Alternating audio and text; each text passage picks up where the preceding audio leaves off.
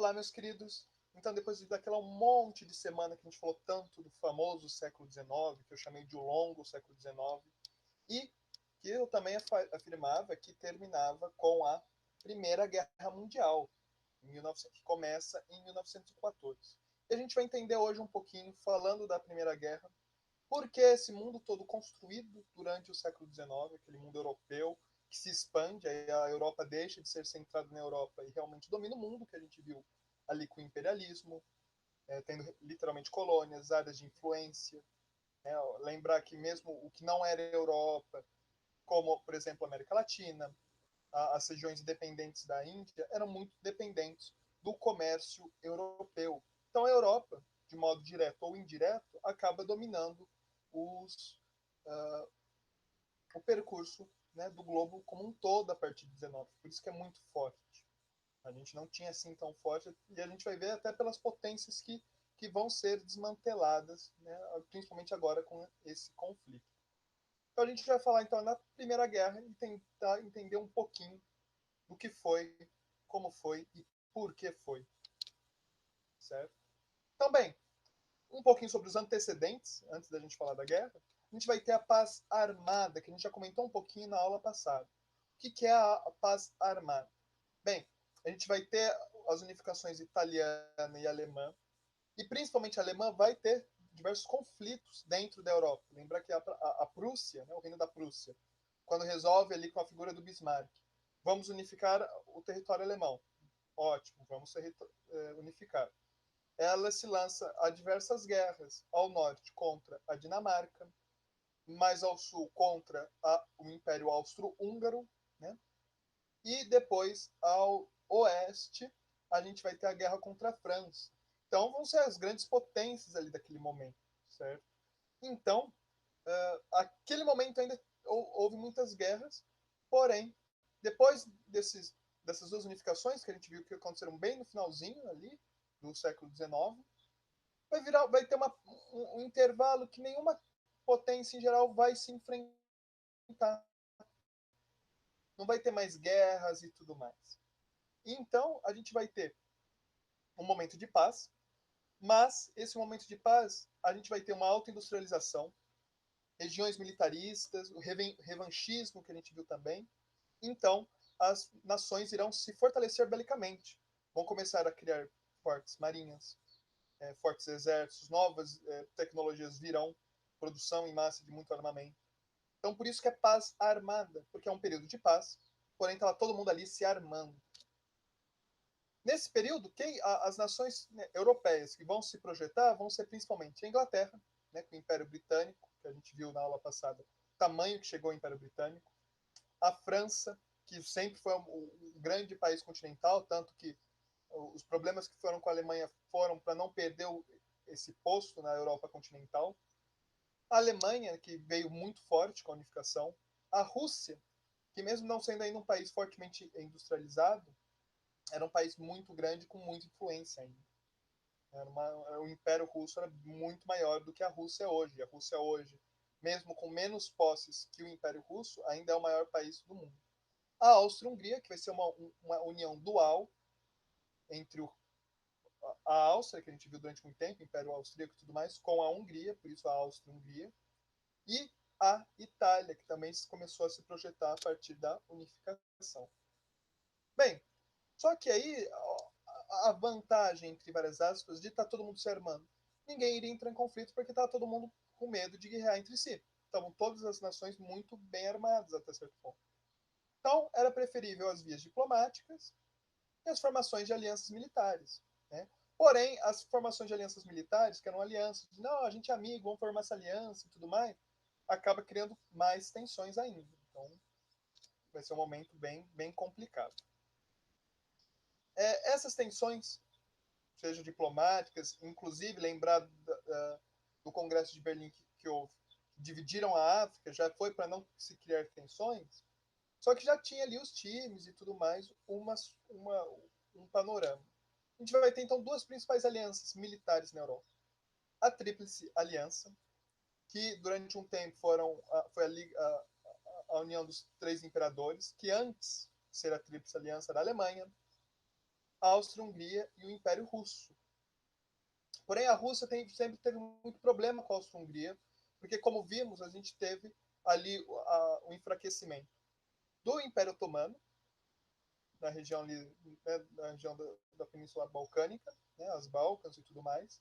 E a Áustria-Hungria e a Rússia vão competir muito para ganhar essa influência. Então a Rússia sai e eles colocam no lugar a Itália. E bem, e nisso é formada outra aliança, a Tríplice Entente, que inicialmente era França e Rússia. E a Grã-Bretanha ali, não, neutra, principalmente porque a França sempre foi a inimiga histórica, a gente viu quantos conflitos a Inglaterra e a França tiveram, seja as guerras napoleônicas, as guerras dos 100 anos, a gente vai ter diversos outros conflitozinhos. Só que a Tríplice Aliança começou a se mostrar tão forte que a Grã-Bretanha falou, olha, eu vou entrar na Tríplice Entente para balancear o poder na Europa para manter a paz. A gente vê aí como eles tentavam utilizar essas alianças para ainda manter a paz, porém, esse tiro vai sair bem pela culatra. Então, a gente vai ter muito importante essa palavra, a Europa estava como um barril de pólvora. Qualquer faíscazinha iria explodir. E olhem aqui, então, as duas principais alianças. Né? O Reino Unido, né, com a Inglaterra, a França e a Rússia. E a outra com o Império Alemão, o Império Austro-Húngaro. Olhem só o tamanho que estava o Império Austro-Húngaro, pegando a boa parte aqui do leste europeu.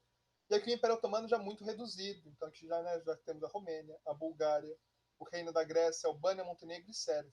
Sendo que o Império Otomano aqui só com uma pequena posse na Europa.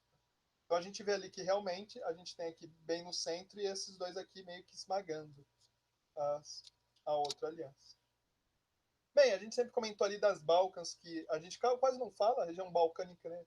Deixa eu voltar aqui. A região balcânica é essa região aqui. Então, né, que o Império Otomano começou a sair e a Rússia e a Áustria-Hungria queriam expandir seu império para cá.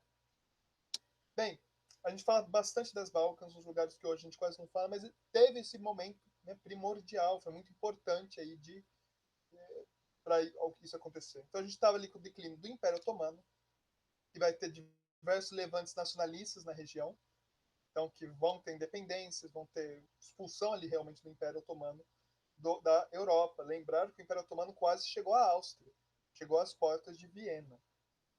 Bem, então caiu, não surge algo tão forte quanto, né, para manter o poder. Então o que acontece? Os dois grandes impérios ali perto, a Áustria-Hungria e a Rússia, vão tentar então exercer a sua influência na região. E a Sérvia queria ali realmente se projetar como algo maior e visava uma grande nação eslava. Os povos eslavos hoje a gente associa com a Bósnia, a região da Herzegovina, Montenegro, Eslovênia e Croácia, inclusive, incluindo a Sérvia. Então ela tinha um interesse aí que, como estavam saindo o Império Otomano, unificar todo esse território de povos eslavos como o grande reino da Sérvia, o grande reino dos eslavos. Só que, contra a vontade da Sérvia, indo contra os planos da Sérvia, a região da Bósnia e Herzegovina vai ser, em 1908, anexada pela Áustria-Hungria. A Áustria-Hungria vai pegar a região da Bósnia. Vai acontecer diversos levantes sérvios na região.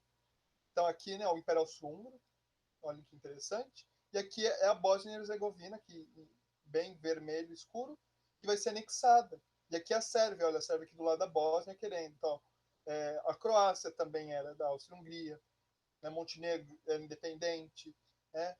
a Eslovênia aqui. Então, estava indo contra os planos da Sérvia. E aqui, olha que interessante essa capa, né? O Império Otomano, né? Que é a Turquia saindo, e quem pegando o lugar a Rússia, aqui na figura do czar, e aqui do grão-duque, né, austro-húngaro, pegando a parte dele. Então, né, realmente isso que a gente está comentando de estar saindo estão entrando outras potências. Bem, qual vai ser o grande estopim da Primeira Guerra? O herdeiro do trono austro-húngaro, o arquiduque Francisco Ferdinando, ele planejava eles já tinha em vista diversas tensões dentro do território austro-húngaro, até pela diversidade de povos. Então ele planejava, no reinado dele, transformar a Áustria-Hungria numa certa federação, com cada região tendo uma autonomia.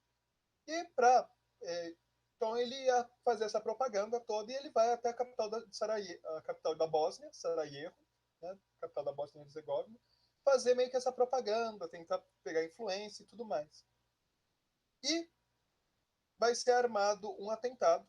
O atentado, se vocês procurarem, ele é cheio de coisas cômicas entre aspas, obviamente. Vão tentar fazer o atentado, não vai dar certo, ele vai conseguir sair com vida.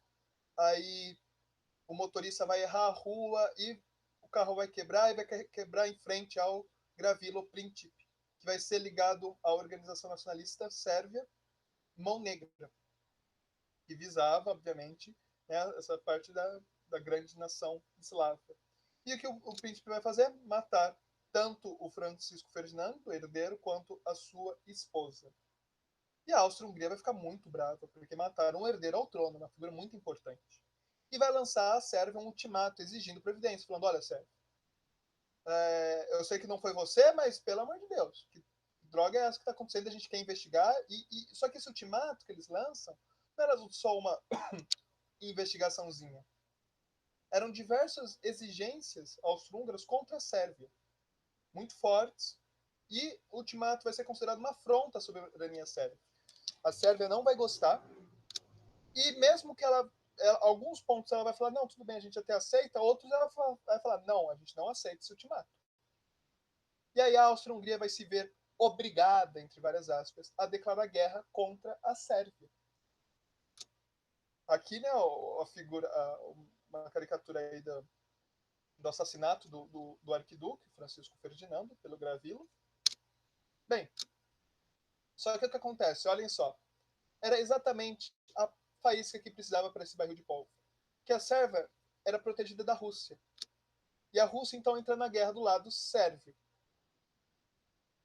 A Áustria-Hungria tinha associação com a Alemanha e a Itália. Então, a Alemanha, ao menos, a Itália a gente já fala dela, vai entrar do lado austro-húngaro e vai exigir da França que não entre em lugar algum. E a França vai ficar brava e vai entrar junto com a Rússia, que a gente viu que eles tinham uma aliança. A Inglaterra, num primeiro momento, vai se fazer neutra, ali, não vamos. Mas depois, com a Alemanha e a Áustria entrando em guerra mais forte, vai declarar guerra.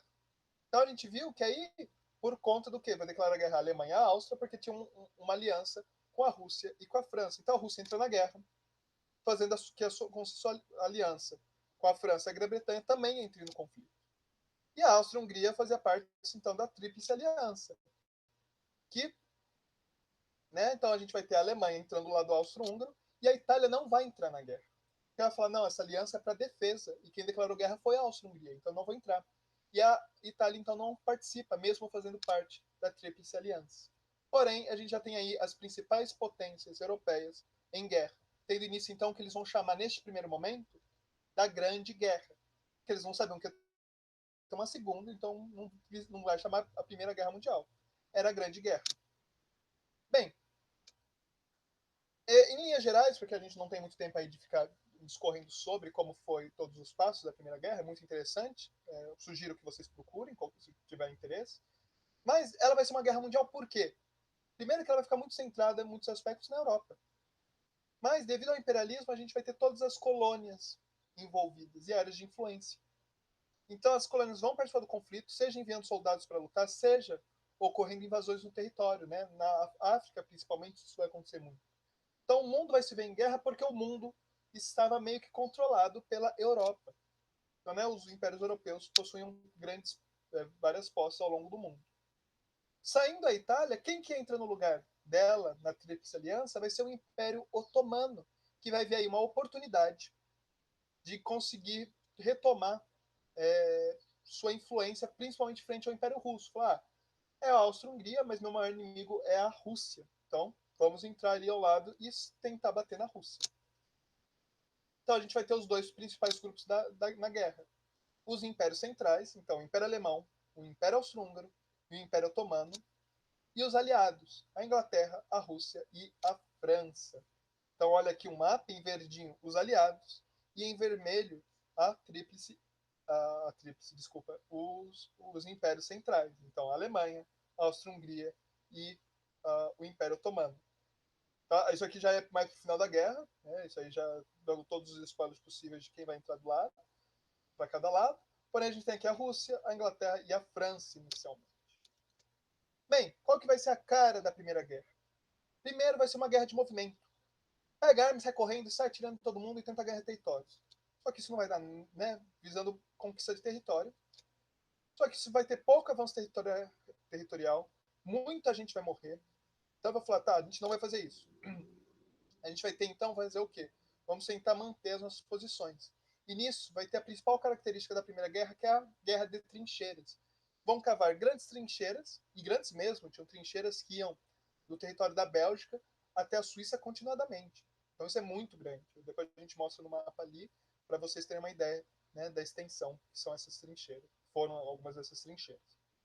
Então a gente vai ter, né, grandes valas abertas, altamente fortificadas, com troca de fogo constante. Então, desculpa, cada lado vai fazer a sua trincheira, né? E aquela parte do meio entre duas trincheiras vai ser a terra de ninguém, cheia de mina, totalmente destruída, né? Recebe bombardeado o dia todo. Então, os avanços territoriais vão ser mínimos também, porque vai ser muito difícil invadir trincheiras devido a delas serem fortemente armadas. E o que é muito interessante é que a gente vai ter, então, diversos avanços tecnológicos nessa época. Porém, as táticas militares não vão acompanhá-las. A gente ainda vai ter as táticas usadas muito ainda na Guerra Napoleônica, inclusive. Então a gente vai ter equipamentos do século XX com táticas antiquadas, século XIX até para trás. Então a gente também vai ter o uso de armas químicas, lança-chamas e novas máquinas de guerra. Então a tecnologia estava latente. Porém, a gente ainda tem diversos problemas. Isso que, em alguns aspectos, a Segunda Guerra já vai ser uma guerra muito maior, porque elas já vão ter novas táticas de guerra. As trincheiras, vale ressaltar, como eram buracos em regiões, o clima europeu, que a gente viu nas aulas de geografia, criava um ambiente muito propício para doenças. Então a gente vai ter diversas doenças, diversos traumas, diversas situações, porque também o nervosismo de o seu inimigo estar ali a poucos quilômetros, às vezes até poucos metros, e de acontecer um bombardeio, bombardearem o local, ou até mesmo de acontecer uma invasão. Então a gente vai ter diversos problemas, tanto físicos, né, de doenças e tudo mais, quanto psicológicos. Essa guerra vai ser muito forte no problema psicológico. Então aqui, né, algumas imagens da Primeira Guerra. Então a corrida de uma trincheira para outra, e era realmente uma corrida, vai um monte de gente, para que pelo menos meia dúzia chegue, porque aí fica mais difícil de matar todo mundo do que matar um por vez. As trincheiras, olhem só o tamanho, né, que elas tinham, elas eram bem altas. Alguns exemplos, né, do avanço tecnológico. Até pouco tempo a gente não tinha navios assim. Olhem só, esse é o Dreadnought, um tipo de encouraçado, e mostrando aí britânico, então a superioridade naval. A gente já vai ter o avião participando da guerra, seja como observador, como caça, né? Então a gente vai ter a briga de caça, até mesmo como bombardeiro. Inferior direito a gente vai ter já submarinos alemães, mais trincheiras, então vocês veem como, olhem só a situação da trincheira, tanto da esquerda quanto da direita. Armas, e aí por conta das guerras químicas, né, as máscaras e tudo mais, tanques de guerra. Bem, em 16 a Itália entra na guerra, só que do lado dos aliados, assim como o Japão, que vai atacar alguns contra a China, entre aspas, porque ele vai começar atacando as posses alemãs na China, e também na Ásia e na Oceania. Portugal e Brasil também vão entrar na guerra do lado dos aliados. O Brasil, a gente fala mais na aula sobre o Brasil. E em nenhum momento eles esperavam um conflito longo. Eles esperavam que ia ser alguma coisa que é isso. Vai ter essa guerra e acabou. Vai ser muito forte e vamos ver quem é o mais forte. Certo? Só que ela começou a se estender muito. E isso começou a causar gastos. Um monte de coisas que eles não esperavam. Certo? E estava todo mundo muito cansado. Principalmente os impérios centrais. Porque eles ainda tinham menos colônias do que, por exemplo, a França e a Inglaterra. A Rússia, que não tinha tanta colônia, era menos bem industrializada, vai sofrer muito, vai se sentir muito desgastada com a guerra.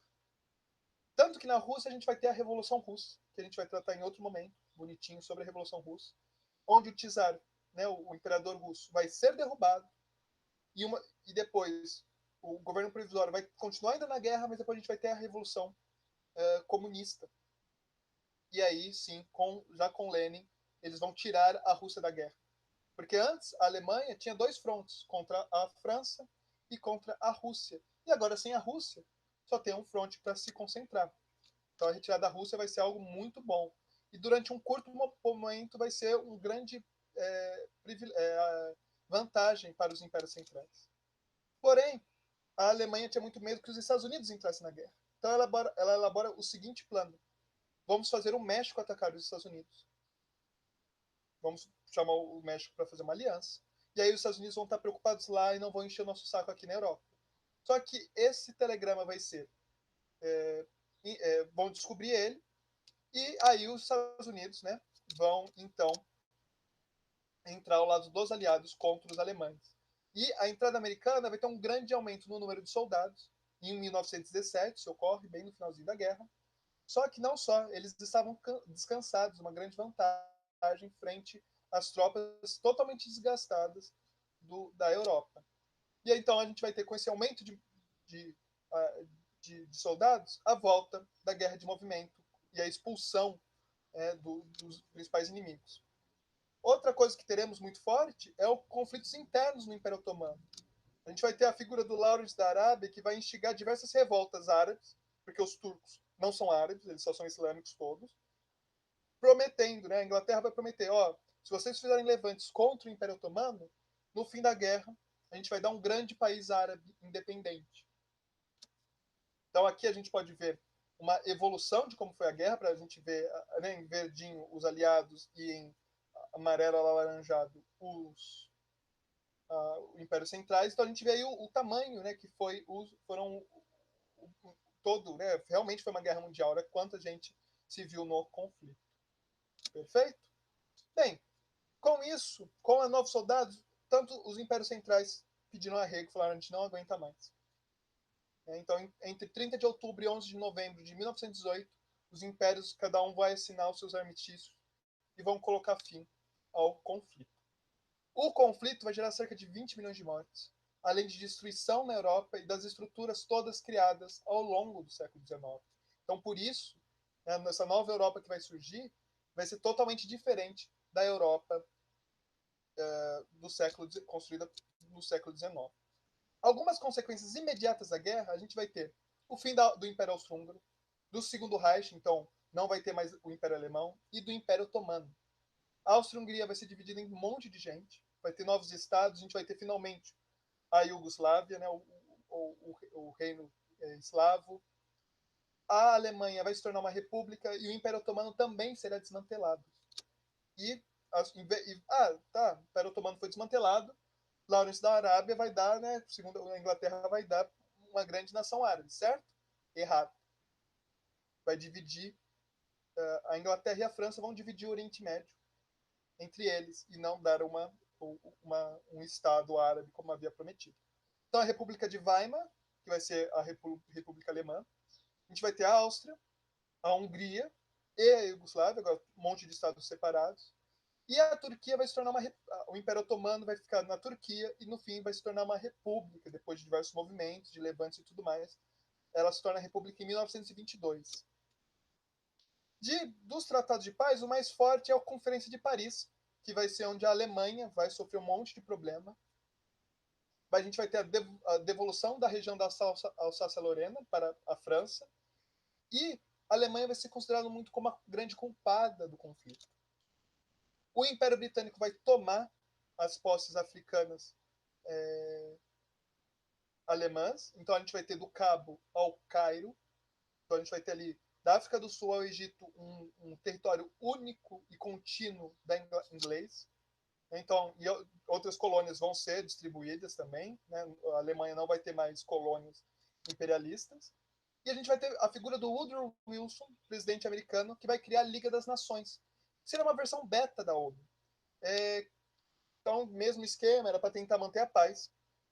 e também com o objetivo que a Grande Guerra fosse a guerra que acabaria com todas as guerras. Então seria a última guerra. A partir disso, eles ficariam tão traumatizados com a guerra, porque não foi uma guerra com glória e louvores como tinha se imaginado, que nunca mais haveria nenhuma guerra. Porém, a gente sabe que, infelizmente, isso não ocorreu.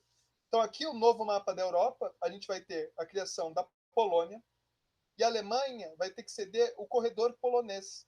Então, a gente vê aqui a Alemanha e aqui também a Alemanha. E esse corredorzinho polonês aqui, então, não vai ser mais contínua. Tchecoslováquia, a Áustria, a Hungria e a Iugoslávia, dos antigos territórios do Império Austro-Húngaro. Agora aqui a Turquia, e aqui, né, o Oriente Médio todo dividido entre a França e a Inglaterra. E aqui a região da Alsácia-Lorena, assim como a desmilitarização aqui da região da Renânia, que é a fronteira da Alemanha com a França.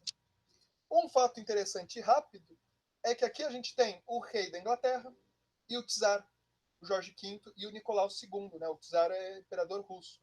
E se vocês repararem a semelhança, eles eram primos, assim como o Kaiser, o imperador alemão. Então a gente tinha 3 primos no conflito, né? O czar e o rei, o imperador inglês, do lado dos aliados, e o Kaiser, né?